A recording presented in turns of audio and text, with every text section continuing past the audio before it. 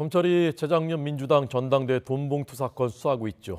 당시 송영길 전 대표의 경쟁 캠프에서도 금품 살포가 있었을 가능성을 내비쳤습니다.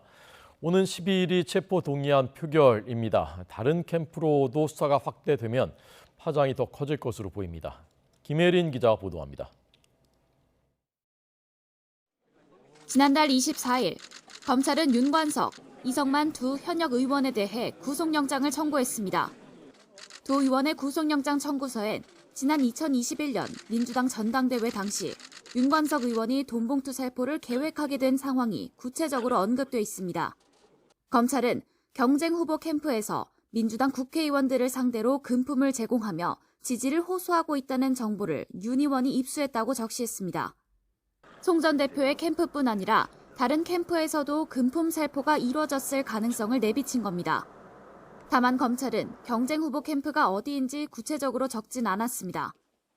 재작년 5월 전당대회를 앞두고 송 전 대표와 당대표 자리를 놓고 경쟁을 벌인 후보는 홍영표, 우원식 의원.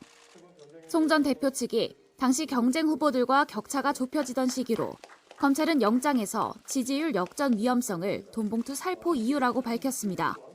검찰이 확보한 이정근 전 사무부총장의 녹취록에는 강래구 전 한국감사협회장이 특정 캠프에서 의원들한테 뿌린다라고 주장하는 제목이 나오는 것으로 전해졌습니다. 검찰이 구체적인 정황을 확보할 경우 다른 캠프로 돈봉투 의혹 수사가 확대될 수도 있습니다. 이에 대해 검찰 관계자는 당시 송 전 대표 캠프에서 있었던 금품 살포 행위에 초점을 두고 수사하고 있다면서도 제기된 의혹에 대해선 다 살펴보겠다며 수사 범위를 넓힐 가능성을 열어뒀습니다. 윤관석 의원 등은 검찰이 정치적 수사를 하고 있다며 반드시 결백을 밝혀내겠다는 입장입니다. 오는 12일 두 의원의 체포 동의안 표결을 앞둔 가운데 당시 경쟁 캠프까지 수사가 커진다면 야당 반발은 더욱 거세질 전망입니다. 검찰은 본회의 표결 결과를 지켜본 뒤 돈봉투 수수자로 지목된 현역 의원들에 대한 본격 소환에 나설 방침입니다. YTN 김혜린입니다.